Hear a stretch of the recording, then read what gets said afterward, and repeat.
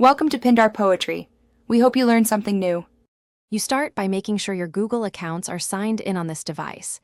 If not, add them now in System Settings. Once done, open the YouTube app or visit YouTube. Come and tap your profile icon at the top right. You want the account menu visible immediately because that lets you pick between personal accounts and any creator channels linked to each profile. This step speeds the switch and prevents accidental sign-outs, so confirm the correct account list before moving to the next screen. Now you open the account list and select the desired profile. On mobile, tap your name or the small arrow to expand it, and on desktop, click the profile icon to reveal the same menu. You should see account icons and any creator channels linked to each account.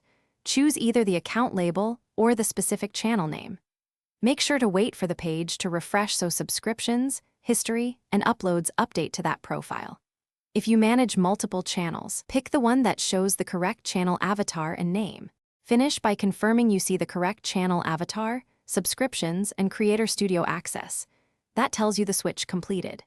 If you need persistent access, go to Settings, then Accounts to add or remove profiles, and make sure two-step auth isn't blocking account changes.